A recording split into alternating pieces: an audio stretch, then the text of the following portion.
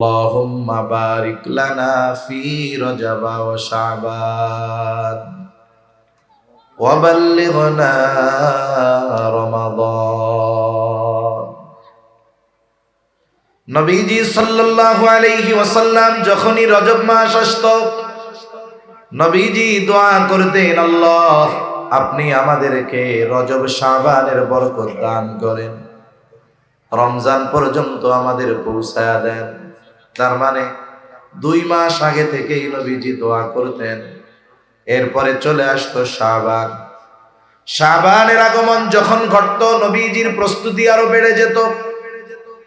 নবীজি সাল্লাল্লাহু আলাইহি ওয়াসাল্লাম দোয়া করার সাথে সাথে মানসিক এবং শারীরিকভাবে প্রস্তুতি নিতেন। মানসিক প্রস্তুতির জন্য কি করতেন? নবীজি বলেন, আহসু হেলালা শাবান লি রমাদান। নবীজি বলতেন, তোমরা শাবানের চাঁদ গণনা করো, তারিখ গণনা করো। রমজানের জন্য তোমরা শাবানের তারিখ গণনা করো। তারিখ গণনার মাধ্যমে মানুষের মেন্টালিটি প্রস্তুতি হয়। কারণ একটা মানুষ যদি প্রত্যেক দিন এই তারিখ মনে করে, আজকে 26, কালকে 27, আজকে 26, কালকে 27, পরের দিন 28, এর পরের দিন 29।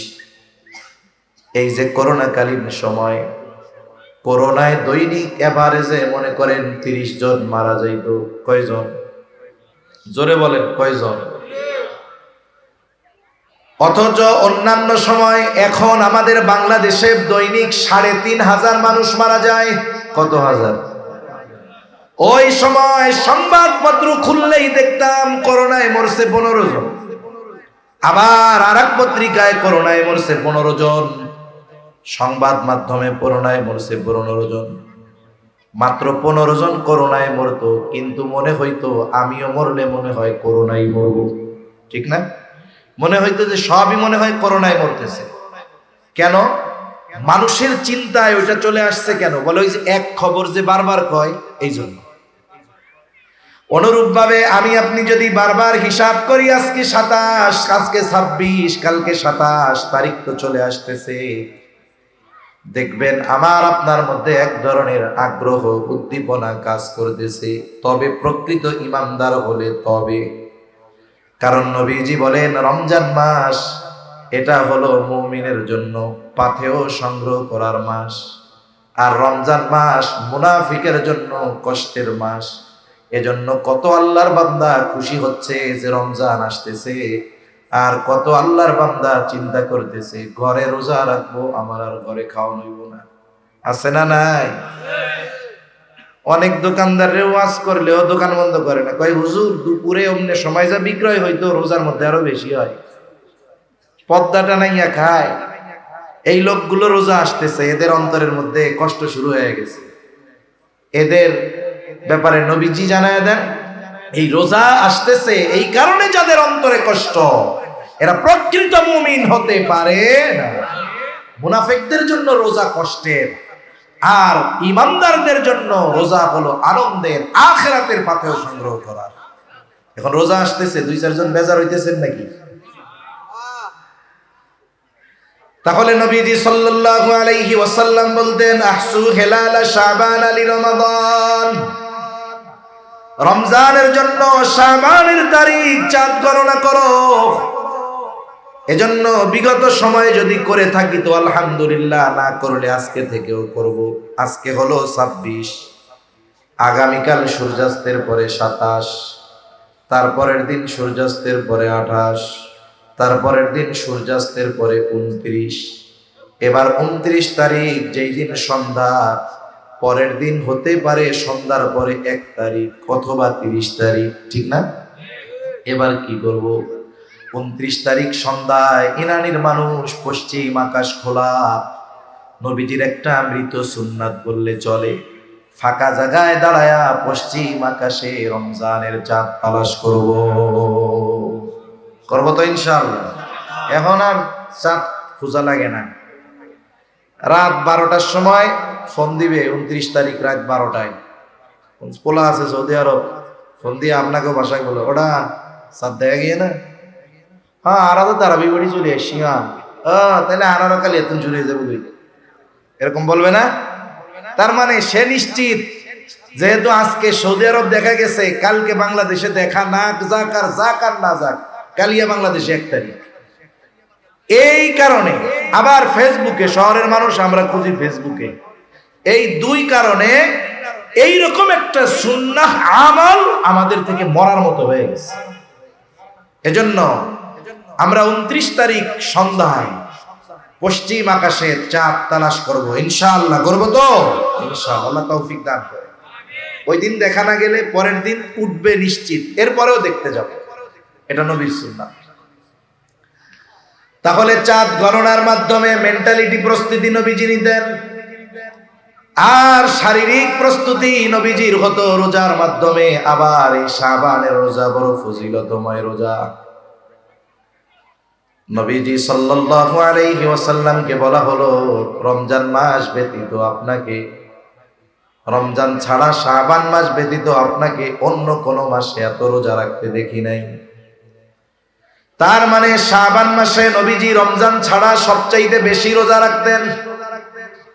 নবীজি সাল্লাল্লাহু আলাইহি ওয়াসাল্লাম বলেন, শাবান মাস এমন একটা মাস, যেই মাস রজব আর রমজানের মধ্যবর্তী মাস। এই মাসটা হলো এমন এক মাস, এই মাসের ব্যাপারে অধিকাংশ মানুষ হলো উদাসীন। নবীজি বলেন, এই মাসে বান্দার আমল আল্লাহ তাআলার কাছে পেশ করা হয়। অন্যান্য সময় হলো সপ্তাহে 1 দিন, রজব মাসে প্রতিদিন। নবীজি সাল্লাল্লাহু আলাইহি ওয়াসাল্লাম বলেন, নবীজি সাল্লাল্লাহু আলাইহি ওয়াসাল্লাম বলেন, শাবান মাসে প্রত্যেক দিন বান্দার আমল আল্লাহ তাআলার কাছে পেশ করা হয়। এই জন্য আমি এটা পছন্দ করি যে আমার আমল আল্লাহর সামনে পেশ করা হবে, আর ওই অবস্থায় আমি থাকবো রোজাদার। এটা আমি পছন্দ করি। এজন্য নবীজি শাবান মাসে সবচেয়ে বেশি রোজা রাখতেন। তবে হাদিসের মধ্যে আসছে, নবীজি বলেন শেষ 2 বা 1-2 দিন রোজা রাখার ব্যাপারে নবীজি মানা করছে, যাতে করে শাবানের রোজা আর রমজানের রোজা মিশে না যায়। যারা রাখছে তো ভালো, যারা রাখে নাই এখনো 1-2 দিন রাখার সুযোগ আছে, রাখা যাইতে পারে। এতে কি হবে, রমজান মাস শুরু হইলে দেখবেন কিছু মানুষ সারা বছর রোজা রাখে না, কিন্তু আলহামদুলিল্লাহ রমজানে রাখে, আছে না নাই?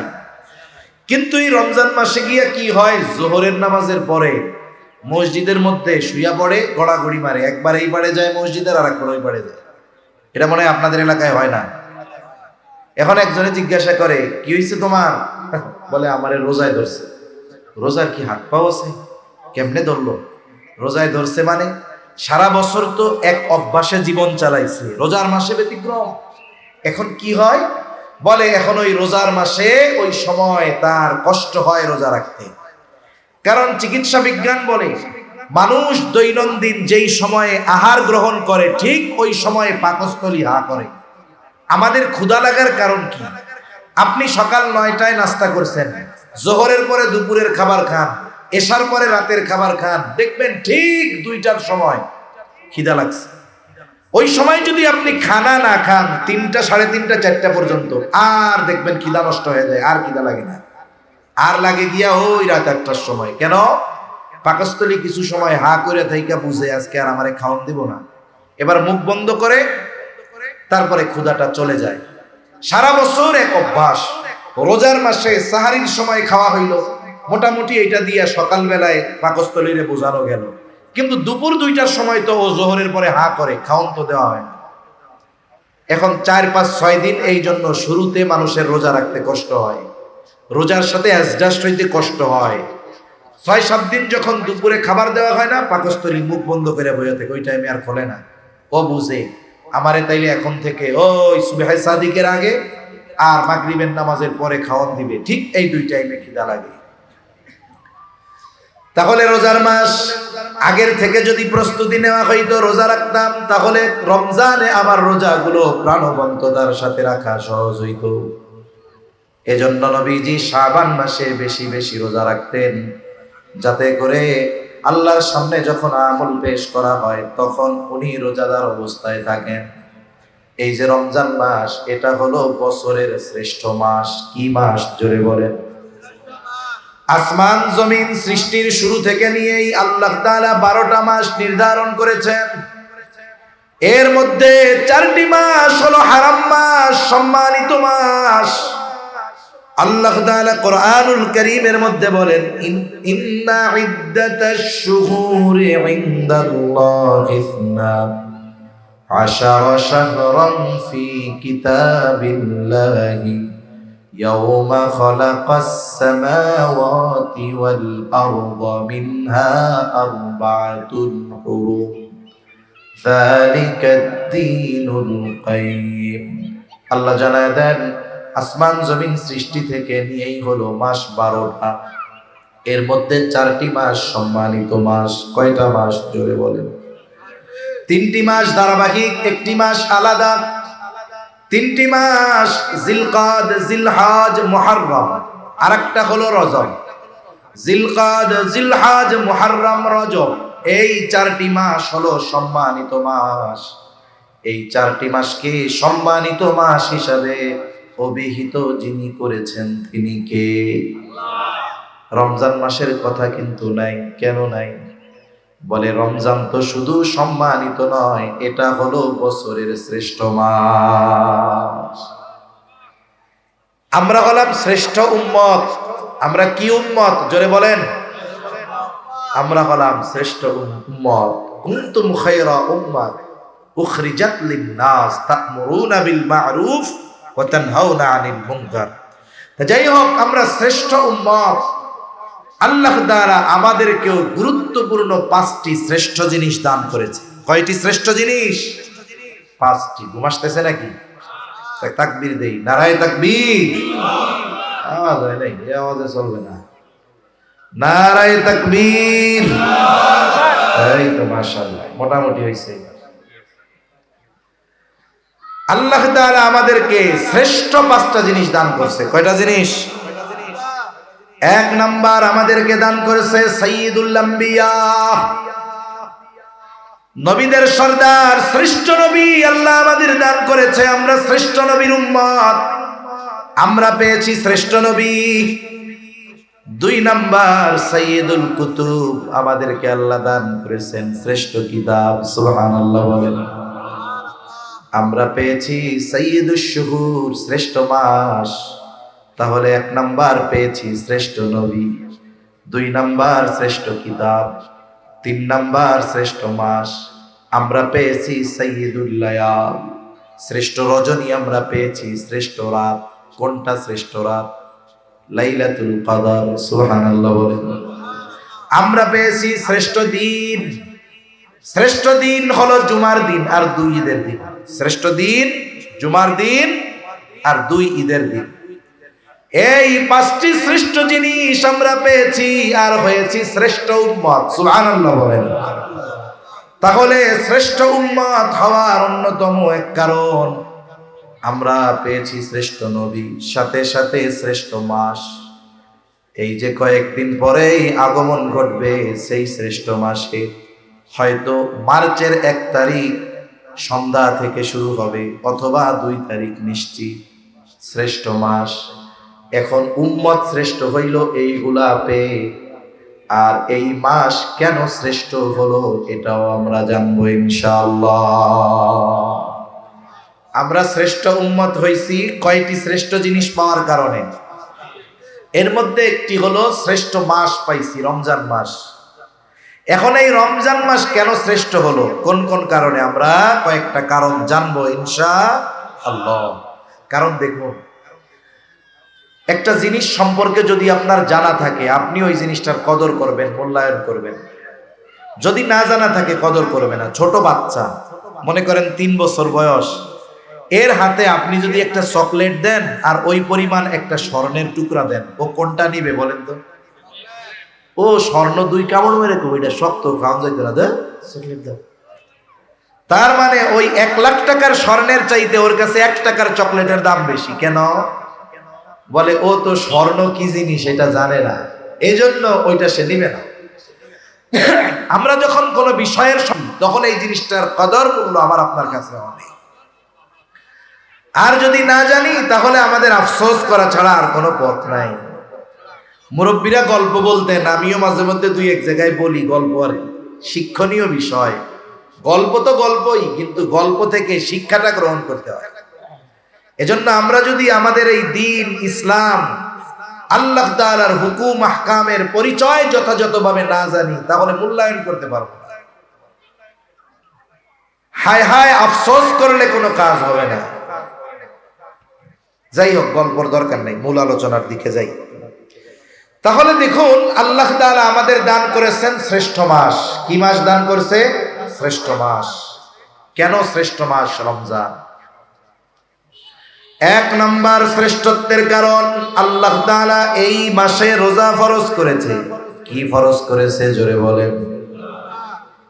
আল্লাহ রাব্বুল আলামিন এই মাসে রোজা ফরজ করেছে।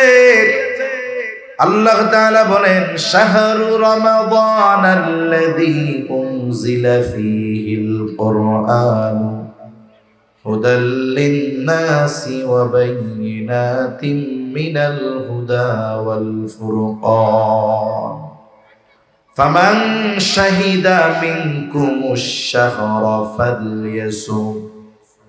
আল্লাহ তাআলা জানায় দেন, শাহরু রমাদান, রমজান মাস, এই মাসে আল্লাহ কোরআন নাজিল করেছেন। কোরআন হলো সত্য মিথ্যার মধ্যে পার্থক্যকারী, মানুষের জন্য হেদায়েত। আল্লাহ তাআলা বলেন, যে এই মাস পাবে সে যেন এই মাসে রোজা রাখে। ফামান শাহিদা মিনকুমুশ শাহরা ফালইয়াসুম। আল্লাহ তাআলা বলেন, যে এই রমজান মাস পাবে সে যেন রোজা রাখে। কে রোজা রাখবে? বলে বালেগ হয়েছে যে, নারী হোক পুরুষ হোক, প্রাপ্ত প্রাপ্তা বয়স্কা যে রোজা রাখবে।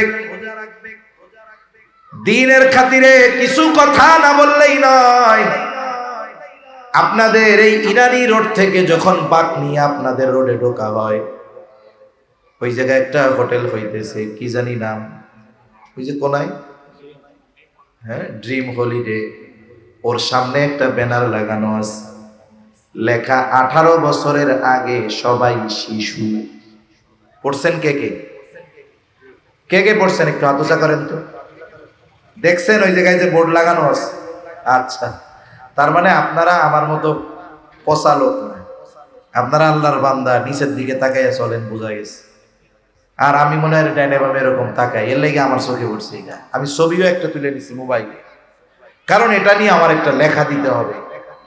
18 বছরের আগে সবাই শিশু। ইসলাম কি এই কথা বলে? জোরে বলেন, ইসলাম এটা বলে? এটা বলার দ্বারা কি হলো? রাষ্ট্রীয়ভাবে কিশোর গ্যাংয়ের অবৈধ কর্মকাণ্ডকে বৈধতা দেওয়া হয়ে গেল। আপনি খোঁজ নেন আশেপাশে যত অকারেন্স করে, এগুলো সব 18 বছরের পর। কেরানীগঞ্জে পিস্তল ঢাকায় দিনের বেলায় ব্যাংক ডাকাতি করছে, 15-16 বছর বয়স, শাস্তি নাই কেন? এগুলা শিশু। ফালতুমি বাদ দেন মিয়া। ইসলাম বলে প্রাপ্তবয়স্ক হওয়ার সর্বশেষ সময়সীমা চন্দ্র মাস হিসাবে 15 বছর। আহাদুল বুলুগ, বালেগ হওয়ার সর্বশেষ সময়সীমা কত বছর? জোরে বলেন, কত বছর? 15 বছর।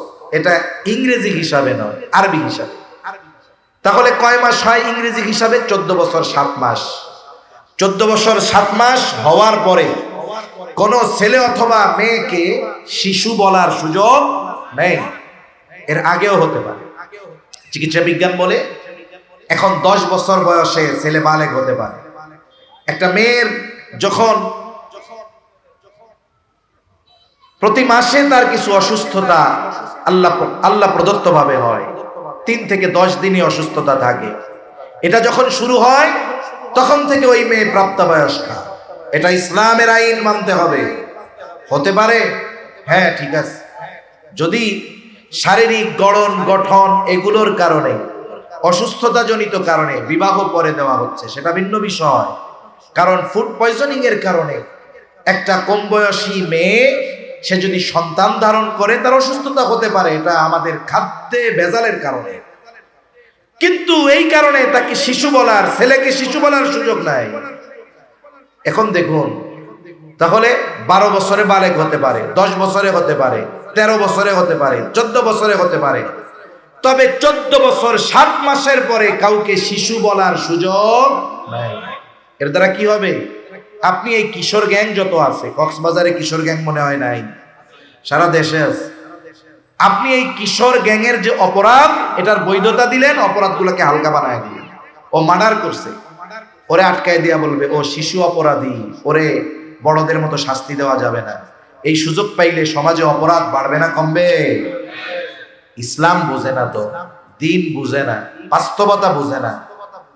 আর ইসলামই প্রকৃতপক্ষে বাস্তবতা সম্পন্ন এক জীবন ব্যবস্থা, ঠিক কিনা বলেন? কে রোজা রাখবে? বলে যার 14 বছর 7 মাস হয়ে গেছে, এর রোজা না রাখাও পায় নাই, এর আগেও হতে পারে। বালেগ হওয়ার যত আলামত আছে এগুলো যদি তার মধ্যে পাওয়া যায়, সে প্রাপ্তবয়স্ক বয়স্কা, তার জন্য রোজা রাখতে হবে। যদি সে অচেতন পাগল না হয়, ব্রেন যদি ঠিক থাকে, মুসাফির যদি না হয়, আবার যদি এমন অসুস্থতা রোজা রাখলে মারা যাওয়ার মতো অবস্থা, রাখতে পারতেছে না, এমন ব্যক্তি যদি না হয়, তাহলে এই ধরনের নারী আর পুরুষ তাদের জন্য রোজা রাখা ফরজ। কিন্তু অনেক বাপ ছেলের 15 বছর 14 বছর এর রোজা রাখতে দিবে না, অথচ সে প্রাপ্তবয়স্কা হয়ে গেছে। ও ভাই, ঘরের মধ্যে যদি ছেলে মেয়ে থাকতো, আগুন যদি লাইগা যাইতো, আপনি কি চিন্তা করতেন আমার পোলা মাইয়া ঘুমাইতেছে, থাক, ডাকার দরকার নাই, আগুন জ্বলে জ্বলুক? রাখতেন কেউ? নিজে আগুনে পুড়ে ওদেরকে বের করতেন। আপনি যে তাকে নামাজ পড়ান না, আপনি যে তাকে রোজা রাখতে দেন না, কেমন যেন আপনি স্বহস্তে নিজের হাতে সন্তানকে জাহান্নামে নিক্ষেপ করতেছেন। এজন্য আমরা আমাদের সন্তানদের রোজায় অভ্যস্ত করবো। এখন তো ঠান্ডার সময় আস্তে আস্তে আসতেছে, যার ফরজ হয় নাই আপনি তারেও বলেন তুমি রাখো, যতক্ষণ পারবা তুমি রাখবা, তুমি না পারবা যখন ভেঙে ফেলবে। এতে সে অভ্যস্ত হবে, রোজার সাথে আগ্রহী হবে। তাহলে বলতেছিলাম, এই মাস যে পাবে সে রোজা রাখবে। এই মাসে অন্যতম এক ফরজ বিধান হলো রোজা। তবে এই মাসেরও কিছু ফাজাইল আছে, এই মাসেরও কিছু আলাদা তাৎপর্য আছে। অন্যতম এক তাৎপর্য যে আল্লাহ রাব্বুল আলামিন এই মাসকে বরকতময় মাস করেছেন। আর আল্লাহ তাআলা এই মাসেই আমাদের জন্য ইসলামের অন্যতম বুনিয়াদ রোজাকে আল্লাহ ফরজ করেছে। ইসলামের ভিত্তি হলো 5টা। কয়টা? জোরে কোন? বুনিয়াল ইসলামু আলা খামস, শাহাদাতি আল্লা ইলাহা ইল্লাল্লাহ ওয়া আন্না মুহাম্মাদার রাসূলুল্লাহ ওয়া ইকামিস সালাতি ওয়া ইতাইজ যাকাত ওয়াল হজ্জি ওয়া সাওমি রমাদান। রমজানের রোজা এটা ইসলামের অন্যতম এক ভিত্তি, এটা ফরজ। কেউ যদি না রাখে, রাখার সামর্থ্য থাকার পরেও যদি রোজা না রাখে, নিঃসন্দেহে তার কবিরা গুনাহ। 2 নাম্বার, যদি কেউ রোজার ফরজিয়তকে অস্বীকার করে, নিঃসন্দেহে তার ঈমান চলে যায়। একজন হলো পাপ করে, পাপকে পাপ মনে করে পাপ করে, আর একজন হলো পাপও করে ওইটারে বৈধ মনে করে। বলে একজন পাপ করার পরে সে যদি ওই পাপকে পাপ মনে করে ও গুনাহগার হবে, তবে বেঈমান হবে না। কিন্তু আরেকজন যদি পাপ করে না ঠিক, কিন্তু ওই পাপকে সে বৈধ মনে করে, তাহলে তার ঈমান থাকবে না। দেখছেন, একজন পাপ কইরাও বেঈমান হয় না, আরেকজন বিশ্বাসের কারণে পাপ না করেও বেঈমান হয়ে যেতে পারে। তাহলে 1 নাম্বার বলে এই মাসে আল্লাহ তাআলা রোজা ফরজ করেছেন। রোজা হলো ইসলামের 5টি ভিত্তির অন্যতম ভিত্তি। এখন এই রোজার মধ্যে কি আছে, রোজার দ্বারা ফায়দা কি, ফজিলত কি? নবীজি সাল্লাল্লাহু আলাইহি ওয়াসাল্লাম রোজার ফজিলতের কথা জানায় দিয়েছেন। রমজান মাসের ফজিলতের কথা আল্লাহ জানায় দিয়েছেন। রোজা রাখলে লাভ কি হবে? রাসূলুল্লাহ সাল্লাল্লাহু আলাইহি ওয়াসাল্লাম জানায় দেন, রোজা হলো জাহান্নাম থেকে বাঁচার ঢাল। আস-সাওমু জুন্নাতুন, রোজা হইল ঢাল। আপনাদের এলাকায় ঢাল নিয়ে মারামারি দেখছেন আপনারা? হইছে আপনাদের অঞ্চলে? এক সময় কি হইতো ঢাল নিয়ে মারামারি হইতো? যে দেখেন নাই? অনেক অঞ্চলে ঢাল নিয়ে মারামারি হয়, এরকম লম্বা লম্বা থাকে, এরকম মারে, আর এক পক্ষ এরকম ঠেকায় দেয়, ঢাল দিয়ে আত্মরক্ষা করে, তরবারি দিয়ে তরবারির আঘাত থেকে, তীর বর্ষার আঘাত থেকে রক্ষা করার জন্য জিহাদের ময়দানে, যুদ্ধের ময়দানে এই ঢাল এগুলো ব্যবহার করা হয়। রোজা হলো জাহান্নাম থেকে বাঁচার অন্যতম ঢাল। এখন বলেন তো, এই ঢাল যদি কাগজের হয় আর আগুনের কাছে যদি নেওয়া হয়, ওই ঢাল কি টিকবে? ওটা নিজেও পুড়বে, আমারও পুড়াবে। এজন্য রোজাটা রোজার মতো হওয়া দরকার। হাদিসের মধ্যে রোজার যত ফজিলতের কথা আছে, এই ফজিলতগুলো যদি অর্জন করতে হয়, অবশ্যই রোজাটা হতে হবে গুনাহমুক্ত রোজা।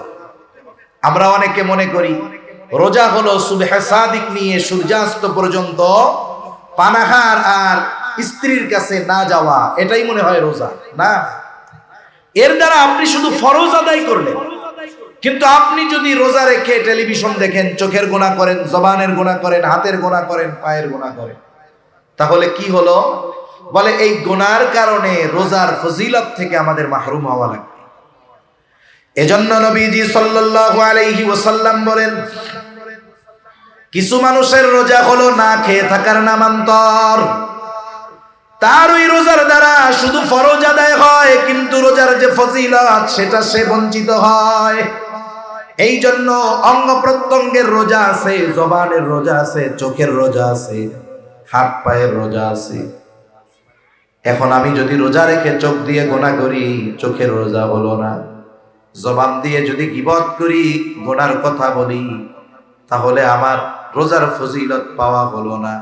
হাত দিয়ে গুনাহ করলাম, পা দিয়ে গুনাহ করলাম, হলো না।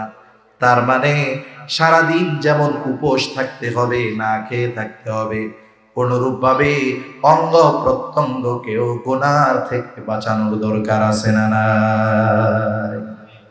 আমরা দৃঢ় প্রতিজ্ঞা করি নিজের সাথে নিজে, আর একজনের সাথে করলে তো ওয়াদা করলে যদি না করি তাহলে কি হবে? ওয়াদা খেলাফ হবে। ওয়াদা খেলাফ করা মুনাফিকের আলামত। সেই জন্য আমি কোনো সময়, খুব কম সময় মানুষদেরকে হাত উঁচু করে ওয়াদা করাই না। কারণ এই ওয়াদা এই জায়গায় আবেগে করে, বাইরে গিয়া একটু পরে লোহা পিটাইলে লোহা একটা কথা কয়। কি কয় জানেননি? কয় যেই সেই। আপনি এইখানে আমার সাথে ওয়াদা করলেন, আপনি যদি বাইরে গিয়ে ওই কাজটা করেন তাহলে ওয়াদা খেলাফকারী হতে হবে। এজন্য আমি বলি, আপনি নিজের সাথে নিজে ওয়াদা করেন যে আমার নফসকে আমি জিততে দিব না, শয়তানকে জিততে দিব না। আমাদের এবারের রোজা হবে গুনাহমুক্ত রোজা। করেন ইনশাআল্লাহ। আল্লাহ তৌফিক দান করেন বলি আমিন। আমার মা বোনদেরও খেয়াল করতে হবে, রোজার মাসে বিয়ান্নে রান্না নাই, দুপুরে রান্না নাই। এখন 3 মহিলা 3 বোন এক জায়গায় হয়েছে। এবার বৈশাখ মাস শুরু, গল্প শুরু হবে। আস্তে আস্তে ওই গল্পটা গীবতের মজলিসে পরিণত হয়ে যাবে, ঠিক কিনা? এজন্য আমরা রোজার মাস চেষ্টা করব আমলে কাটানোর জন্য, প্রত্যেকটা অঙ্গ প্রত্যঙ্গের গুনাহ থেকে বাঁচার জন্য। দেখুন হাদিসের মধ্যে আসছে, জেনা শুধু একজন নারী পুরুষ গোপনে মিলিত হওয়া এটা নয়, এটাও তো জেনা। তবে নবীজি জানায় দেন, চোখের জেনা দেখা, হাতের জেনা ধরা, জবানের জেনা বলা, পায়ের জেনা চলা। তার মানে প্রত্যেকটা অঙ্গ প্রত্যঙ্গের আলাদা আলাদা পাপ আছে। তাহলে না খেয়ে থাকা যেমন রোজা, অনুরূপ ভাবে গুনাহমুক্ত রোজা যদি অতিবাহিত হয়, ওই রোজা আমার আপনার জাহান্নাম থেকে বাঁচার ঢাল হয়ে যাবে। ওই রোজা কিয়ামতের দিন আমার আপনার জন্য সুপারিশ করবে।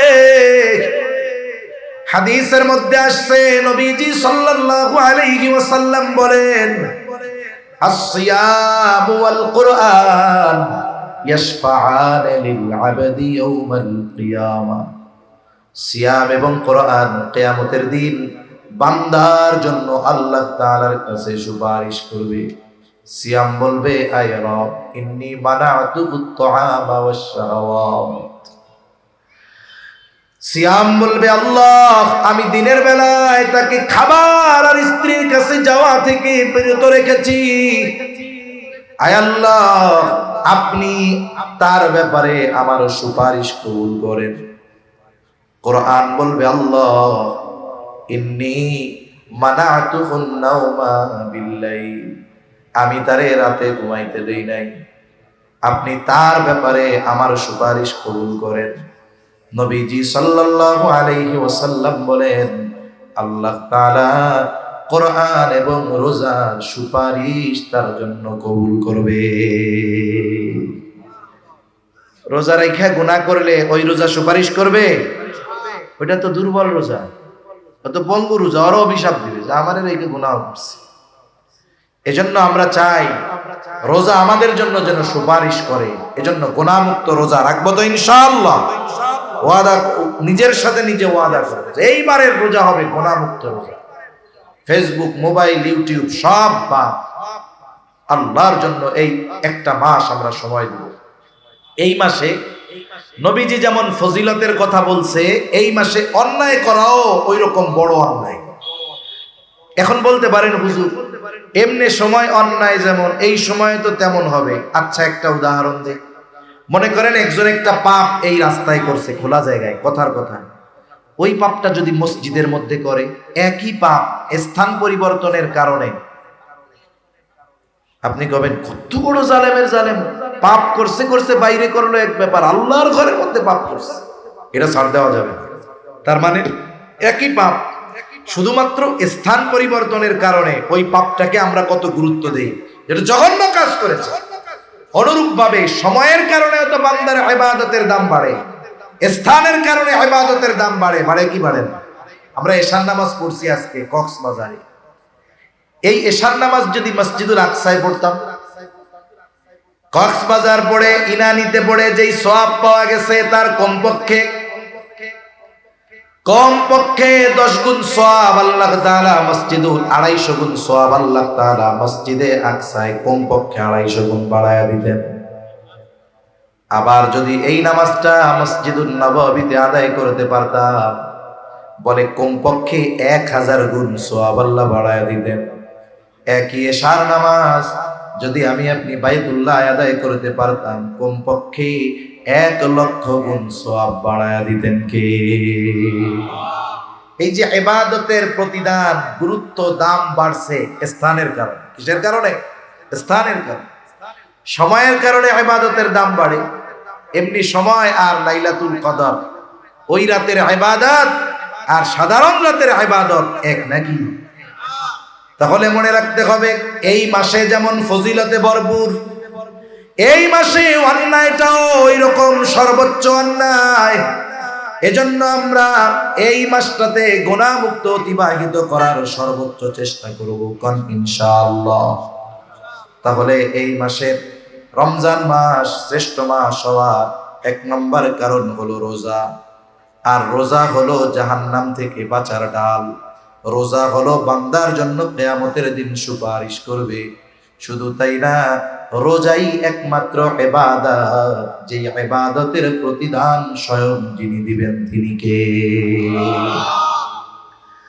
রাসূলুল্লাহ সাল্লাল্লাহু আলাইহি ওয়াসাল্লাম বলেন কুল্লু আমাল ইবনি আদম লাহু ইল্লা সিয়াম, বনি আদমের প্রত্যেকটা আমল তার নিজের জন্য, তবে রোজা ব্যতীত।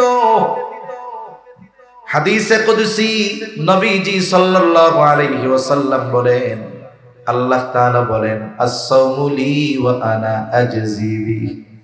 নবীজি বলেন আল্লাহ তাআলা বলেছেন রোজা আমার জন্য, আর এই রোজার প্রতিদান স্বয়ং আমি আল্লাহ নিজে। স্বয়ং প্রতিদান আল্লাহ নিজে, আল্লাহ নিজে দিবেন। এখানে একটা গল্প মনে পড়ছে, বলি দেখেন। এক রাজার 4 বউ। কয় বউ? জোরে কন, কয়টা? কারো আসেনি 4 জন? নাই কারো? আছে? আলহামদুলিল্লাহ। এই না করতে পারলেও এটার সমর্থন দিতে হবে। একটা বিষয় আমি করতে পারতেছি না, ওই যে আগেই বলছি, আমি পারতেছি না, ঠিক আছে, কিন্তু আরেকজন যখন করছে শরীয়তের একটা কাজ, অনেক সময় আছে কিছু বৈধ আমল না হওয়ার কারণে, জায়েজ আমল বৈধ আমল না হওয়ার কারণে সমাজের মানুষ অনেক সময় ওই আমলটাকে ঘৃণা করে বসে। আছে না নাই? আমাদের এলাকায় এক লোক তার চাচা মারা গেছে, এরপরে তার চাচিরে বিয়া করছে। শরীয়তে নিষেধ আছে এটা? নিষেধ নাই তো। চাচা মারা গেছে, চাচিকে বিয়া করছে। লোকটা আরো উদারতার পরিচয় দিয়েছে, চাচিকে বিবাহ করছে। সমাজের মানুষ তো জানে না, এখন ওই বেটারে পারলে এক করে এই করে দেয় যে এ কবিরা গুনাহ করে ফেলছে। অথচ সমাজে সুদ খাইয়া জেনা করে, ব্যভিচার করে, পরকিয়া করে ভরে যাচ্ছে, এরে কিছু কয় না। ওই আল্লাহর বান্দা চাচা মারা গেছে, এবার তার চাচির এসে বিয়া করছে, তারে পারলে গ্রাম থেকে বের করে দেয়। এরপরে ওলামায়ে কেরাম মানুষকে বুঝাইছে যে আসলে বিষয়টা উনি যা করছে, তাহলে চিন্তা করেন এই কাজটা হালাল কাজ, সমাজের মানুষ মনে করতো খারাপ কাজ, ঠিক না?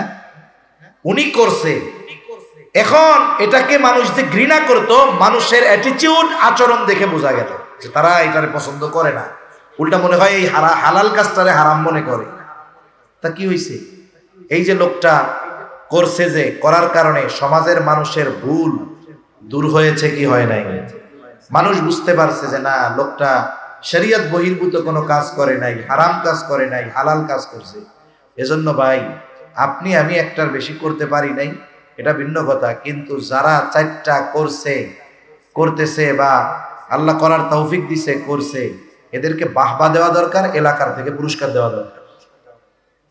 যেমন একটা কর্ম যেটা সমাজ জেনার বিরুদ্ধে বলে না, পরকীয়ার বিরুদ্ধে বলে না, কিন্তু একজন যদি একাধিক স্ত্রী গ্রহণ করে, বিবাহ করে, তারে সমাজের মানুষ পারলে ধুইয়া দেয়, এটা খুব মন্দ এবং গর্হিত একটি কাজ।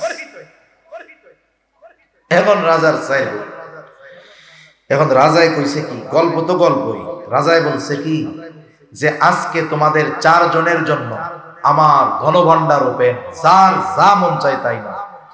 একজন কয় আমার হলো স্বর্ণের ভাণ্ডার, আর একজন কয় আমার হইলো রূপার ভাণ্ডার, আর একজন কয় আমার হলো হীরার ভাণ্ডার। এখন আর একজন কোনো কিছুর কাছে না গিয়ে রাজার পাশে এরকম খাড়ায় গেছে, কি রে তুমি যাও না কেন? ওরা তো সব নিয়ে গেল। আমার কিছু লাগবে না, আমার আপনারে লাগবে। আমার কারে লাগবে? আপনাকে লাগবে। ইমাম গাজ্জালী রাহমাতুল্লাহি আলাইহি বলেন, মান লাহুল মাওলা ফালাহুল কুল, বলে আল্লাহ যার হয়ে যায়, কুল কায়নাত তার হয়ে যায়, ঠিক কিনা বলেন? আর আল্লাহ বলেন আস-সাওমু লি ওয়া আনা আজজি বি, বলে বান্দা রোজা আমার জন্য রাখে, আর এই রোজার প্রতিদান স্বয়ং আমি আল্লাহ নিজে।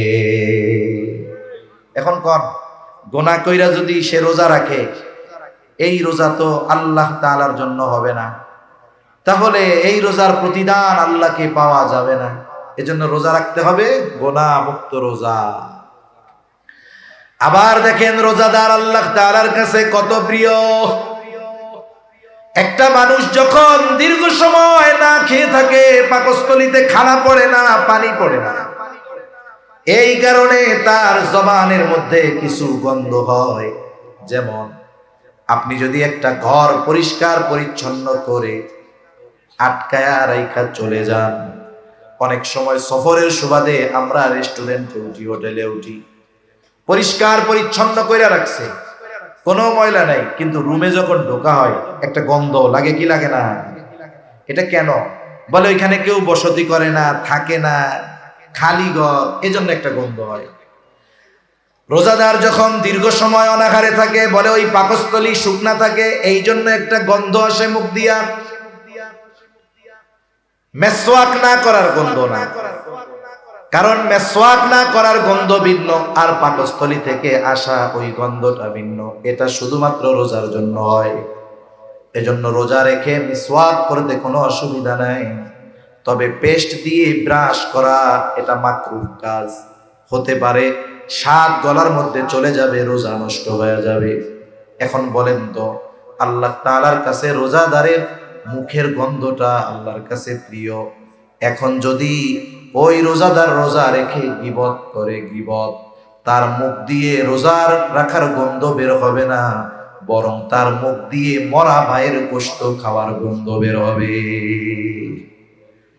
নবীজি বলেন লাখুলুফু ফাবিস-সাইমি আতয়াবু ইনদাল্লাহি তাআলা মির রিহিল মিস্ক।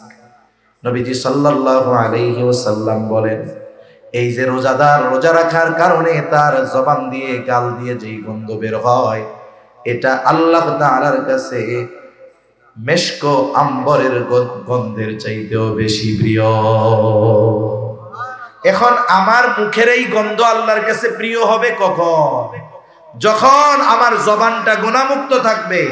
তা না হলে আমি যদি গুনাহ করি, গীবত করি, মরা ভাইয়ের গোশত আমার দাঁতের ফাঁকে ফাঁকে লেগে থাকবে। এজন্য ওই প্রতিদান যদি চাই, গুনাহমুক্ত রোজার দরকার আছে না নাই? জোরে বলেন আছে না নাই? রাসূলুল্লাহ সাল্লাল্লাহু আলাইহি ওয়াসাল্লাম বলেন, রোজাদার যে এই যে রোজা রাখার মাধ্যমে তৃষ্ণার্ত থাকে, গ্রীষ্মকালীন রোজা রাখে, তৃষ্ণায় বুকের ছাতি ফেটে যায়, এরপরেও ডুব দিয়া পানি খায় না, গোসলখানায় পানি খায় না, ঘরের মধ্যে একা, ফ্রিজে ঠান্ডা পানি, বুকটা ফেটে যায়, তবু একটু পানি খায় না। অনেক সময় মানুষ দেখবেন বেনামাজি, ও যদি রোজা থাকে, ও লুকায়া লুকায়া পানি খায় না। বেনামাজিও যদি রোজা রাখে, ও কিন্তু লুকাইয়া পানি খায় না, কেউ দেখবে না, এরপরে ও খায় না। এই জায়গায় রোজার একটা রহস্য, যে বান্দা যাই করুক রোজাটা আল্লাহর জন্যই রাখে।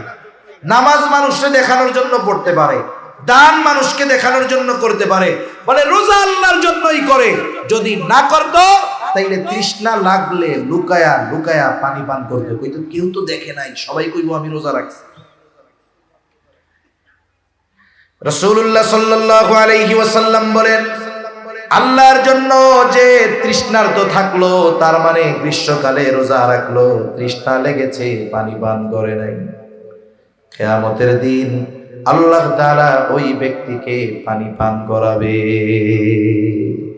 যেই দিন সূর্য কাছে থাকবে, জমিনটা তামার মতো হয়ে যাবে, পানি পানি বলে মানুষ চিৎকার করবে, ওই দিন আল্লাহ তাআলা এই বান্দাদের পানি পান করাবে। কিন্তু যে গুনাহ সহ রোজা করছে, তার শুধু ফরজ আদায় হবে, কিন্তু কাজ হবে না। একজন পরীক্ষা দিছে, কয়েকজন পরীক্ষা দিছে, ম্যাট্রিক পরীক্ষার রেজাল্ট দিছে। একজন জিজ্ঞাসা করে, তুমি কি হইছে রেজাল্ট? পাস করছি। আরেকজন পাস করছি, আরেকজন পাস করছি। এখন জিজ্ঞাসা করে, পাস যে করলা, কোন গ্রেড পাইছো, কত পাইছো? 33 পাইলেও পাস, 90 পাইলেও পাস, ঠিক না? এখন একজন কয়, পাইছি ভাই 33। কত পাইয়া পাস করছে? আর একজন পাইছে A+, আর একজন কি পেয়েছে? বলেন তো, এখন জিজ্ঞাসা করার পরে কেউ যদি বলে আমি 33 পাইয়া পাস করছি, ওরে জবাবে বলবে, তোমারে পাস করতে কইছিল কেডা? ফেল করাই ভালো আছে, ঠিক না? তার মানে দেখেন, ও কিন্তু পাস, কিন্তু ওই পাশের কথাও মানুষের সামনে বলতে সে লজ্জা পায়। আর একজন পাস করছে A+ পাইয়া, ও গর্বের সাথে বলে A+ পেয়েছে। এজন্য রোজাদারও ওই কোয়ালিটির হয়। একটা হয় হলো পাস, ওর জন্য আর কোনো ফ্যাসিলিটি নাই, ও কোনো ইউনিভার্সিটিতে ভর্তি হইতে পারবে না, ওর জন্য কোনো বৃত্তি নাই, ওর জন্য কোনো সম্মাননা নাই, ওর জন্য কিছুই নাই, খালি একখান কাগজ পাইব 33 লেখা। ওই পাস দিয়া ও কোমুখী কোনো চাকরিতে অ্যাপ্লাইও করতে পারবে না, কিন্তু পাস। তার মানে যে রোজা রাখলো কিন্তু গোনা টোনা সব করছে, সারাদিন পানাহার থেকে বিরত থাকছে, স্ত্রীর কাছে যায় নাই, বলে ও হলো 33 পাইয়া পাস, পাস করছে, কিন্তু ফ্যাসিলিটি পাবে না। যে প্লাস পাইছে সে বুয়েটে চান্স নিতে পারবে, সে মেডিকেলে চান্স নিতে পারবে, সে বিদেশে স্কলারশিপের জন্য আবেদন করতে পারবে, বাংলাদেশ থেকে অনেকে তাকে ওই বৃত্তি দিবে, সে অনেক জায়গায় তার রেজাল্টের কারণে তার ভর্তি পড়ালেখা ফ্রি দিবে, ঠিক কিনা বলে? তাহলে পাস সবাই করবে, কিন্তু সবাই তো ফ্যাসিলিটি পাবে না। এখন কোন আমরা কি 33 পাওয়া পাস হব না A+ পাওয়া? তাইলে গুনাহ ছাড়তে হবে, রোজা হবে গুনাহ মুক্ত করে ইনশাআল্লাহ। তাহলে দেখেন রোজাদারের ফজিলত কি, আরো রোজাদারের স্পেশালিটি কি? ওয়াসাল্লাম বলেন, ইন্না ফিল জান্নাতি বাবান ইউকালু লাহুর রায়্যান, জান্নাতের একটা দরজা আছে, ওই দরজার নাম হলো রায়্যান। অনেক সময় অনেক সেমিনার হলে আমরা গেছি, এক হলের মধ্যেই সবাই ঢুকবে, কিন্তু দরজার মধ্যে লেখা থাকে general guest, VIP guest, VVIP guest. আবার কার্ডেও লেখা থাকে। এখন বলেন তো, জেনারেল গেস্ট যদি ভিভিআইপি গেস্টের দরজা দিয়ে ঢুকতে যায়, বাগেন মিয়া কোথেকে আইছেন আপনি? ওই গেট দিয়ে ঢুকে, নাম পাবলিক কোন জায়গায়, এই জায়গায় আইছে। আর ওই ভিভিআইপি যে তার গেট, ওই জায়গায় কত রকমের সংবর্ধনা। সে যাবে, ফুলের তোড়া দিয়ে অভিবাদন জানাবে, এরপরে বসবে, তাকে অভিবাদন জানিয়ে লাল গালিচা সংবর্ধনা দিয়ে এরপরে চেয়ারে এনে বসাইবে। ঠিক কিনা বলেন? ঢুকবে সবাই একই হলে, কিন্তু সবার কি সম্মান সেম হবে? বলে রোজাদারের জন্য জান্নাতের একটা স্পেশাল দরজা আছে, সেই দরজার নাম হলো রাইয়ান। ওই দরজা দিয়ে শুধুমাত্র রোজাদারেরা প্রবেশ করতে পারবে। ওই দরজা থেকে ফেরেশতারা আহ্বান করবে, ফাইনাস সাইমুন, কোথায় রোজাদারেরা, এদিক দিয়ে আসে। শুধুমাত্র রোজাদারেরা ঢুকবে, তারা ব্যতীত একটা মানুষকেও আল্লাহ তাআলা ওই দরজা দিয়ে ঢুকতে দিবে না। এটা রোজাদারদের জন্য স্পেশালিটি। তাহলে কথা অনেক লম্বা হয়ে যাচ্ছে। শ্রেষ্ঠ মাস কেন? বলে এক নাম্বার কারণ এই মাসে আল্লাহ তাআলা রোজা ফরজ করছে। কি ফরজ করছে? আরো জোরে, কি ফরজ করেছে? ঘুমাসতেছে নাকি? আরেকটা তাকবীর হবে, নারায়ে তাকবীর, নারায়ে তাকবীর। এই সময় কিন্তু মাহফিল মজা, শীতও নাই, গরমও নাই, আরামও লাগে, ঘুমও আসে। ঠিক না? তাহলে রমজান মাস শ্রেষ্ঠ হওয়ার এক নম্বর কারণ হলো রোজা আল্লাহ ফরজ করেছেন। রোজার কিছু ফাজাইল আমরা জানলাম। দুই নাম্বার কারণ রমজান মাস শ্রেষ্ঠ কেন? বলে এই মাসেই আল্লাহ তাআলা কুরআনুল কারীম নাযিল করেছে। আল্লাহ তাআলা বলেন, শাহরু রমাদান আল্লাযী উনজিলা ফীহিল কুরআন। আল্লাহ তাআলা বলেন রমজান মাস, এই মাসে আল্লাহ নাজিল করেছেন কোরআন। মাস হলো রমজান, আল্লাহ নাজিল করেছে কোরআন। মাস রমজান, নাজিল করেছে কি? জোরে বলেন কি? এই কোরআন আল্লাহ তাআলা বলেন হুদাল লিন্নাস, গোটা মানব জাতির জন্য এই কোরআন হলো হিদায়াত। আবার আল্লাহ এক জায়গায় বললেন হুদাল লিল মুত্তাকিন, মুত্তাকিনদের জন্য হিদায়াত। বলে হ্যাঁ, মানুষের জন্য হেদায়াত। বলে একজন বেঈমানও যদি এই কোরআন দিল দিয়ে অনুধাবন করে, তিলাওয়াত করে, বোঝার চেষ্টা করে, সে ঈমানওয়ালা হয়ে যাবে। ঠিক কিনা বলে? আর যদি ঈমানদার কোরআন তিলাওয়াতের সাথে সাথে এই কোরআন অনুযায়ী জীবন সাজায়, সে জান্নাত পর্যন্ত পৌঁছায়া যাবে। আর এই কোরআন সুপারিশ করবে। আগেই বলছি, কোরআন আর রমজান এই দুইটার সাথে বন্ধুত্ব আছে। এই দুই বন্ধুর হক যদি আদায় করা যায়, ওরা আমাদের জন্য সুপারিশ করবে। সূরা মুলক যদি প্রতিদিন তিলাওয়াত করা হয় এশার নামাজের পর, আল্লাহ রাব্বুল আলামিনের নবী জানায় দেন কবরের আযাব থেকে বাঁচা যাবে। কোরআন তিলাওয়াত করে আল্লাহর বান্দা সূরা আলে ইমরান, বাকারা বলে দুই সূরা দুই দিক দিয়া দাঁড়াবে। একজন দাঁড়াবে মাথার কাছে, আর একজন পায়ের কাছে। আযাবের ফেরেশতারা যদি আসে, বলবে খবরদার, ওইটা আমাকে তিলাওয়াত করতো, আযাব দেওয়া যাবে না। সুবহানাল্লাহ। সূরা ওয়াকিয়া যদি তিলাওয়াত করে মাগরিবের পরে, বলে আল্লাহ তাআলা তাকে রিজিক সংকীর্ণতার মুখোমুখি করবে না। সুবহানাল্লাহ। এই কোরআন আল্লাহ নাজিল করেছে রমজান মাসে। এটা হুদাল লিল মুত্তাকিন, এটা হুদাল লিন নাস। মুত্তাকিরা, ঈমানদারেরা কোরআন অনুসরণের মাধ্যমে জান্নাতে চলে যাবে। আর বেঈমানেরা কোরআন যদি তিলাওয়াত করে, পড়ে, বুঝে, আশা করা যায় ঈমান নসিব হয়ে যাবে। সম্প্রতি সময়ে নেদারল্যান্ডের একজন সংসদ সদস্য, মন্ত্রী, সর্বোচ্চ পরিমাণের ইসলাম বিদ্বেষী ছিল। সে ইসলাম নিয়ে, কোরআন নিয়ে তার বিশোধাগারের কোনো অভাব ছিল না। এখন একটা জিনিস আপনি যদি ভালোভাবে জানেন, তাইলেই না ওইটার সমালোচনা করতে পারবেন। ওই লোক চিন্তা করছে মুসলমানকে আরো ভালো মতো ধরার দরকার। এই নিয়তে আল্লাহর বান্দা আরবি ভাষাও শিখছে। কারণ শুধু অনুবাদ পড়ে কোরআনের অর্থ বোঝা যায়, কিন্তু হৃদয় দিয়ে অনুধাবন করা যায় না। এজন্য একজন আলেমের কোরআন তিলাওয়াত আর একজন আওয়ামের কোরআন তিলাওয়াত সেম না। কারণ আলেম তো শুধু পড়ে আর অর্থ বুঝে তা না, কোরআনের গভীরতা সে বুঝে, এজন্য তার মজা ভিন্ন রকম। আর আওয়াম মানুষ মনে করে শুধুমাত্র সোয়াব পাওয়ার আশায় পড়ে, কিন্তু সে তো কোরআনের ওই গভীর সমুদ্র থেকে মুক্তা অন্বেষণ করে। আলেমের তিলাওয়াত আর আওয়ামের তিলাওয়াত এজন্যই তো তফাৎ। এখন ওই ব্যক্তি আরবি ভাষা না শিখলে আপনি যে ভাষা শিখবেন না সেই ভাষার গভীরতা আপনি অনুধাবন করতে পারবেন না। যেমন 2 দিন আগে গেছি টেকনাফে, এখন আমারে কইছে টাইউন চিনন না, টাইউন কারে কয় ওনারা চিনন না, টমেটো ইবে যদি আরারে জিগে আরা কইতে পারুম না বাজি। আমি কিন্তু চিটাঙ্গে ভাষা শিখে ফেলছি, ওয়াজও শুনি মাঝে মধ্যে, আব্দুল্লাহ আল মারুফ ভাইটা শুনি। এখন চিন্তা করতেছি এরপরের থেকে চিটাঙ্গে ভাষায় ওয়াজ করা লাগবে।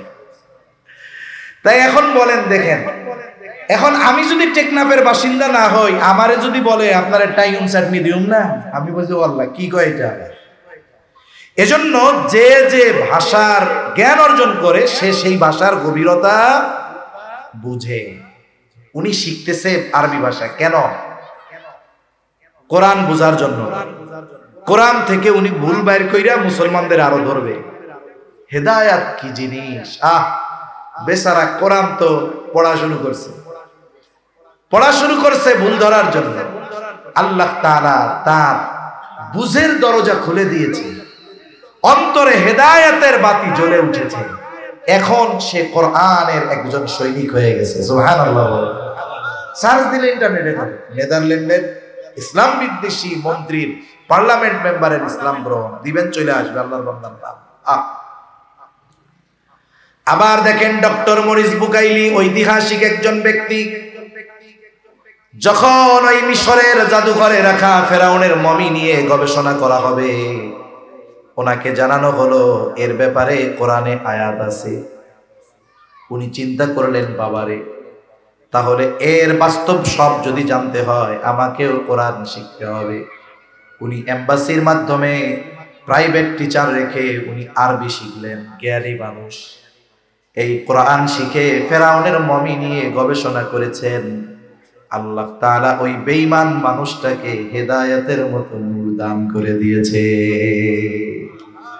কারণ যে কোরআন বুঝে সে সত্য মিথ্যার পার্থক্য করতে পারে। এজন্য কোরআনের আরেক নাম হলো ফুরকান।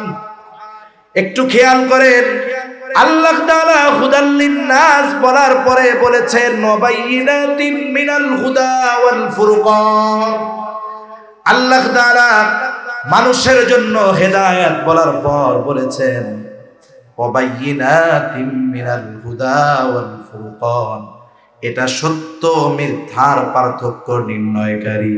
তার মানে একজন অমুসলিমও যদি হৃদয় দিয়ে কোরআন পড়ে, তার অন্তরে হেদায়েতের নূর যিনি জ্বালায়া দিবেন তিনি কে? এই কোরআন নাজিল হয়েছে কোন মাসে? জোরে বলেন। রমজান মাসে। তাহলে রমজানের দ্বিতীয় শ্রেষ্ঠত্ব এ মাসে নাজিল হয়েছে কোরআন। রমজান মাসের তৃতীয় শ্রেষ্ঠত্ব বলে এই মাসে আছে এমন এক রাত। রমজান মাসে নাজিল হয়েছে, কিন্তু কোন সময় নাজিল হইল? আল্লাহ তাআলা বলেন ইন্না আনজালনাহু ফি লাইলাতিল কদর ওয়া মা আদরাকা মা লাইলাতুল কদর লাইলাতুল কদরি খায়রুম মিন আলফি শাহর। আল্লাহ তাআলা বলেন ইন্না আনজালনাহু, আই ইন্না আনজালনাল কুরআন, আমি এই রাতে নাজিল করেছি কোরআন। ফি লাইলাতিল কদর, কদরের রজনীতে আমি কোরআন নাজিল করেছি। এই কদরের রজনী এটা হলো রমজান মাসের একটা রাত।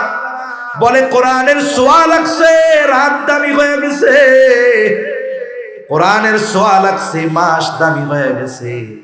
কোরআন নাজিল হইছে, আম্বিয়া শ্রেষ্ঠ নবী শ্রেষ্ঠ নবী হয়ে গেছে। কোরআনের ছোঁয়া লাগছে, উম্মত শ্রেষ্ঠ উম্মত হয়ে গেছে। এই রজনী আল্লাহ তাআলা দান করেছেন রমজান মাসে কোরআনের বদৌলতে। আল্লাহ তাআলা বলেন আপনি জানেন লাইলাতুল কদর, লাইলাতুল কদর কি?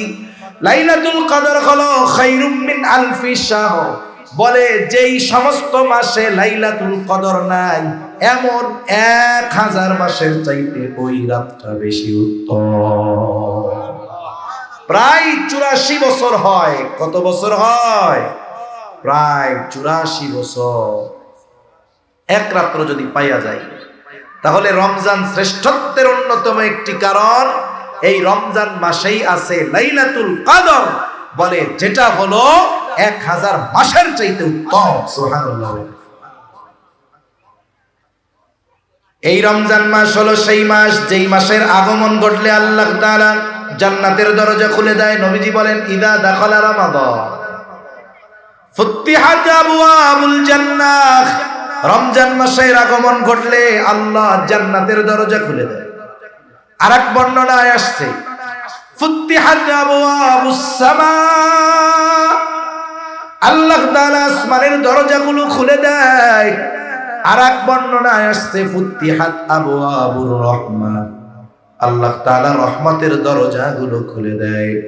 ওয়া গুলিকাত আবওয়াবুন নার, আল্লাহ তাআলা এই মাসে জাহান্নামের দরজাগুলো বন্ধ করে দেয়। সাথে সাথে ওয়াল সুলসিলাতিশ শায়াতিন, এই মাসে আল্লাহ তাআলা শয়তানকে শিকল দ্বারা বন্দী করে দেয়।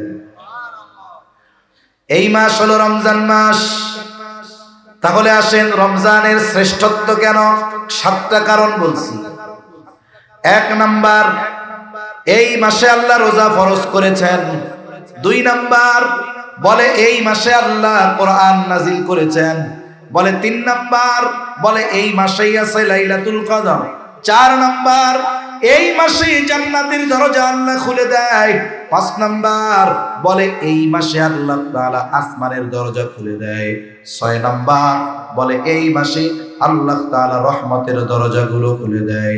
7 নাম্বার, এই মাসে আল্লাহ তাআলা জাহান্নামের দরজা বন্ধ করে দেয়। 8 নাম্বার, বলে এই মাসে আল্লাহ তাআলা শয়তানকে শিকল দিয়ে আটকায়া দেয়।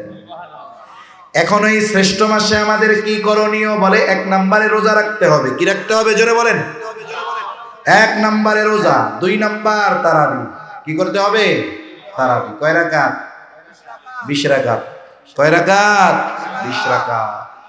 এখন আমাদের দেশে 20 রাকাত পড়া মানুষের জন্য কষ্টকর হয়। এর একটা কারণ আছে।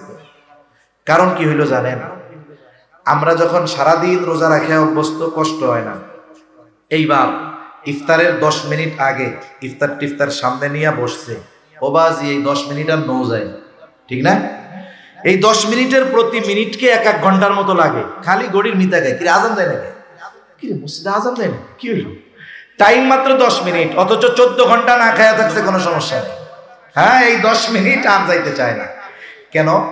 আপনি যখন খাবার সামনে নাই, রোজার মাস, পাকস্থলীরে ব্রেন বলতেছে খাওন টাউন সামনে নাই, কইরা লাভ নাই। এখন যখনই ইফতারের সময় খাবার সামনে আসে, চোখ দিয়ে নার্ভে গেল, নার্ভ মুহূর্তের ভিতরে ওই পাকস্থলীরে কই দোস্ত সামনে খাওন আইছে, এবার কইরা হয়ে গেছে। এখন তো খিদা লাগা শুরু হয়ে গেছে, এই জন্য আর টাইম যায় না।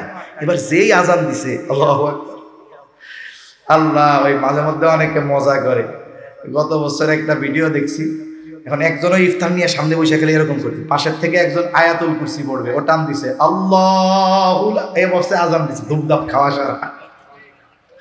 মানে ওই টাইমে যদি ভুলে কোনো মতো কানে আল্লাহ শব্দ আসে, আর কেউ দেরি করবে না। অবস্থাটা কি হইল? এখন যখন ক্ষুধাটাও তীব্র হইছে, আমরা ইফতারের সময় আনলিমিটেড খেয়ে ফেলি। আর আমাদের দেশের ইফতার মানে হইল ছোলা বুট বাইন্দি বাজে আর, ঠিক না? ছোলা বুট, বেগুনি, পেঁয়াজু, এই সবগুলো হইল গ্যাস্ট্রিক। খাবেন এতটুক, পেটের মধ্যে যায় এত। এখন খাইলাম পেট বইরা ইফতারের সময়, ধুমসে খাইছে টাইছে। একটা খাবার তার পরিপূর্ণ ক্রিয়া শুরু করে 1.5 থেকে 2 ঘন্টা পরে। এখন ওই সময় খাওয়া হইল, ঠিক তারাবির সময় খাবার পেটের মধ্যে ফুইলা সে এখন এটার পরিপূর্ণ প্রভাব বিস্তার করতেছে, কারণ খাবার পাকস্থলীতে গেছে, পাকস্থলী ওইটারে প্রসেস করছে, এরপরেই না সব জায়গায় এটারে বন্টন করবে। ঠিক বন্টনটা হয় তারাবির সময়। এখন ওই গন্ধ লাগে 20 টাকা তারাবি মরি যায়, বড়া সম্ভব না। এখন কি করে? মসজিদের মধ্যে যায়, ফরজ নামাজটা কোনো মতো পড়িয়া ইমাম সাহেব যখন তারাবি শুরু করে পিছনে বেগটি উঠতে দেয়। আমি কি ভুল কথা বলতেছি? হাফেজ সাহেব টান দেয় লাস্টে, মনে করেন একেবারে লাস্টে টান দিবে, ইয়া আইয়ুহাল্লাযীনা আমানু কুতিবা আলাইকুমুস সিয়ামু কামা কুতিবা আলাল লাযীনা মিন ক্বাবলিকুম, মনে করেন পৃষ্ঠা শেষ হবে এরকম, লাআল্লাকুম তাত্তাকুন, ধুম সে উঠে আল্লাহু আকবার। এটা কেন হইল? আমি আপনি ইফতারের সময় আনলিমিটেড খাইছি, এই জন্য। আপনি খান, ওই সময়টাতে একটু কম খান। আপনি এটা পরীক্ষা করে দেখবেন, আপনারা ইফতারের সময় একেবারে কম, এক গ্লাস শরবত খাইছেন, 3টা খেজুর খাইছেন, ফল ফলাদি যা আছে ওগুলো খাইলেন, সলাবুট তারাবির নামাজ শেষ করিয়া সুন্দর মতো মাখায়া খান। কিন্তু আপনি মাগরিবের সময় যে কম খাইলেন, এতে আপনি কাইত হইয়া পড়ে যাবেন। 13 ঘন্টা না খায়া থাকছেন, 14 ঘন্টা, তাহলে আগেই পড়ে যেতেন। এখন আপনি ওই দিন তারাবির নামাজটা পড়লেন ইফতার কম খাইয়া, এরপরে আমার কথা মনে করেন যে হুজুর ঠিক কথা কইছে না ভুল কথা কইছে। তাহলে কি হবে? আমরা যদি তারাবিটা উপভোগ করতে চাই, একেবারে একাগ্রতার সাথে পড়তে চাই, ইফতারের সময় গাপুস গুপুস খাওয়া যাবে না। তেলে ভাজা টাজা খাবার ওইগুলো আমরা পরে খাবো। এরপরে কি কাজ? বলে যেহেতু রমজানের সাথে কোরআনের সম্পর্ক, রমজান হতে হবে কোরআনময় রমজান। কি রমজান হবে বলেন? কোরআনময় রমজান। অনেক মানুষ আছে দীর্ঘদিন নামাজ পড়ে, সূরা ফাতিহার অর্থটাও জানে না, আছে না অনেক মুসল্লি এরকম আছে। কমপক্ষে কোরআন যারা শুদ্ধ করে পড়তে পারে না, আপনি যদি আপনার ইমাম সাহেবকে বলেন যে ইমাম সাহেব হুজুর, কোরআন শরীফ শুদ্ধ না হইলে তো নামাজ হবে না, নামাজ ভাঙ্গার প্রথম কারণ হলো নামাজে অশুদ্ধ পড়া, তো এক কাজ করেন, আমাদেরকে একটু শুদ্ধভাবে কোরআন শিখাইয়া দেন, আর নামাজের জন্য কমপক্ষে ছোট 10টা সূরা আর সূরা ফাতিহা সহ এই সূরাগুলো একটু শুদ্ধভাবে আমাদের মস্ক করায় দেন, আর কোরআনটা রিডিং শুদ্ধ শিখাইয়া দেন। কোন ইমাম সাহেব বলবে যে আমি পারবো না? বলবে? কিন্তু আমরা শিখতে চাই না। আমরা শিখতে চাই না কেন? কারণ আমরা চিন্তা করি আমি তো ইমাম সাহেবের উপরে গরম দিয়া কথা কই, এখন আমি যে দুয়ায় কুনুত পারি না, আমার যে সূরা নাস সহি শুদ্ধ নাই, এটা যদি ইমামে জানে আমার ইজ্জত থাকবো? বুঝেন নাই কথা?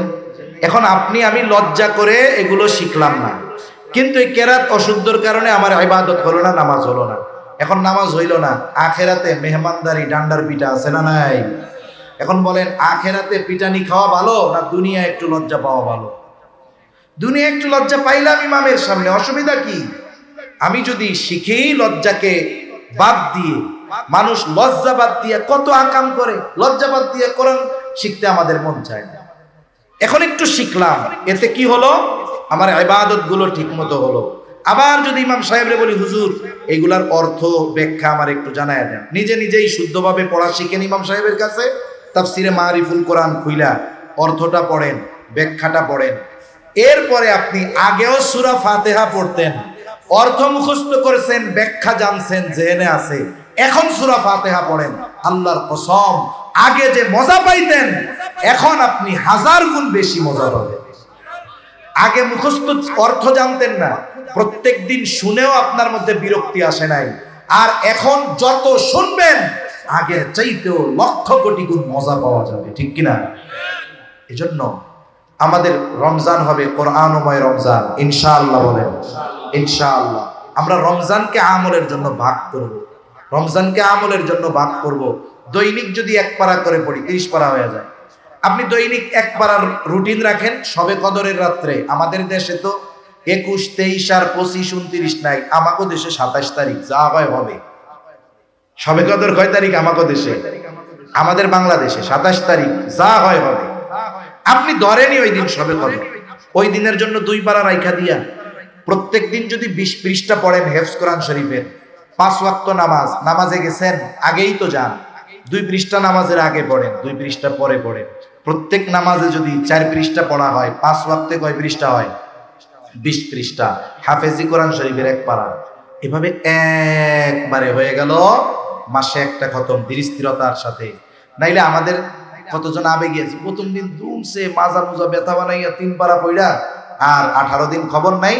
এরপরে শবে কদরের রাত থেকে খতম দিতে হইব, কয় পারা পড়ছো এই কয়দিনে? কয় ভাই এখনো আমার 20 পারা বাকি আছে। কাজ হইল? খরগোশ আর কচ্ছপের জোড়ের গল্প শুনছেন না? কচ্ছপ স্লো দৌড়াইছে কিন্তু দৌড় থামায় নাই, খরগোশ দ্রুত গতিতে দৌড়াইছে কিন্তু মাঝে একটা ব্রেক মেরে দিছে, এক ব্রেকে ওনারও ব্রেক হয়ে গেছে। এজন্য আপনি অল্প অল্প করে, আমরা অল্প অল্প করে করব কিন্তু এটা কন্টিনিউ করব, কারণ ইনশাআল্লাহ ইনশাআল্লাহ কোরআনময় রমজান হবে আমাদের। রমজানে আরেকটা আমল কি, নবীজি এই মাসে সবচাইতে বেশি দান করতেন। আমরা দ্বীনি কাজে এই মাসে বেশি ব্যয় করব তো ইনশাআল্লাহ। আমরা এই মাসে বেশি বেশি দান সাদকা করব। এই বিষয়গুলো যদি আমাদের সামনে থাকে, আমাদের রমজান হবে প্রাণবন্ত। আশা করা যায় আল্লাহ যেই জন্য রোজা ফরজ করেছেন, ইয়া আইয়ুহাল্লাযীনা আমানু কুতিবা আলাইকুমুস সিয়াম কামা কুতিবা আলাল লাযীনা মিন ক্বাবলিকুম লাআল্লাকুম তাত্তাকুন, হে ঈমানদারেরা, তোমাদের উপরে রোজা ফরজ করা হয়েছে যেমনি ভাবে তোমাদের পূর্ববর্তীদের উপরে ফরজ করা হয়েছিল। কেন? লাআল্লাকুম তাত্তাকুন, যাতে করে তোমরা মুত্তাকি হতে পারো। লাআল্লা কালামে ইলাহির মধ্যে আসলে ইয়াকিনের অর্থ দেয়, নিশ্চয়তার অর্থ দেয়। তার মানে প্রকৃতপক্ষে যে আলোচনাগুলো করলাম এগুলোকে সামনে রেখে আমরা যদি রমজান অতিবাহিত করতে পারি, আল্লাহ বলেন অবশ্যই তোমরা মুত্তাকি হয়ে যাওয়া। সুবহানাল্লাহ। আল্লাহ তাআলা আমাদেরকে গুনাহমুক্ত রমজান অতিবাহিত করার তৌফিক দান করেন, বলি আমিন। এখন প্রশ্ন পর্ব হবে, এরপরে বাকি আয়োজন হবে আর কি। ওলামায়ে কেরাম বলবেন না, হুজুররা কইেন না ভাই, মাফ চাই। সাধারণ মানুষ যারা আছে, এক নাম্বার প্রশ্ন, আমরা তো শ্রেষ্ঠ উম্মত, আমাদেরকে আল্লাহ তাআলা 5টি শ্রেষ্ঠ জিনিস দান করেছেন। এই 5টি শ্রেষ্ঠ জিনিস কি কি বলেন? কে পারবেন? কে পারবেন বলেন? হিম্মত করেন। 5টি শ্রেষ্ঠ জিনিস আল্লাহ আমাদের দিয়েছেন। একবার দুইবার কই নাই, অনেকবার কইছি। কে পারবেন? একটু হিম্মত করেন। কে আছেন? বলেন বলেন বলেন বলেন। দাঁড়ায় যা, একটা দুইটা মনে থাকলেও দাঁড়ান, বাকিটা আল্লাহ মনে করায় দিতে পারে। অনেকে চিন্তা করছে এক দুইটারে মনে পড়ে, আরেকটা তো মনে পড়ে না, আরেকজনের সাইডটারে আরেকটা মনে করতেছেন, আপনি এই করতে করতে ওই সাইডটাও হারিয়ে যাবে। বলেন দেখি, 5টি শ্রেষ্ঠ জিনিস আল্লাহ আমাদের দান করেছে, 5টি। এই 5টি জিনিস কি কি বলেন? কে? কেউ হিম্মত করবেন না? কোন? দাঁড়ান।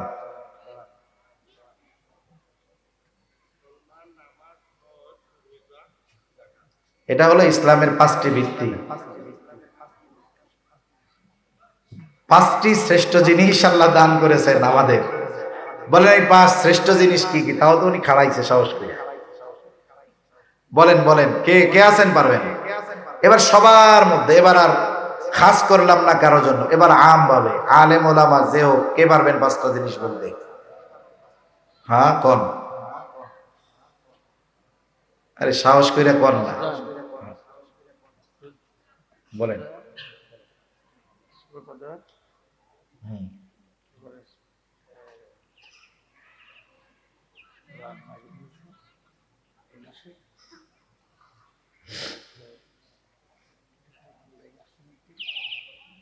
সামনের থেকে বলেন বলেন। হ্যাঁ,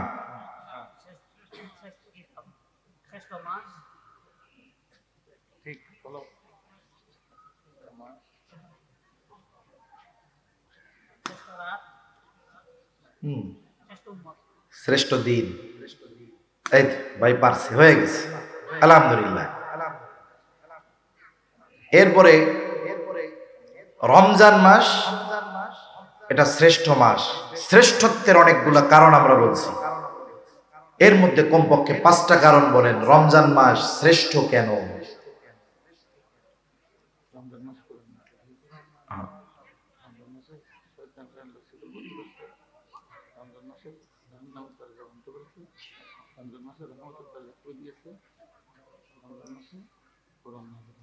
হ্যাঁ মাশাআল্লাহ, 5টার বেশি হয়ে গেছে। তাইলে আজকে আমরা 2জন পাইলাম। ভাই আপনি চলে আসেন এদিকে, চলে আসেন, আসেন, পুরস্কার আছে তো, খারাপ নাই, পুরস্কার আছে, পুরস্কার আছে।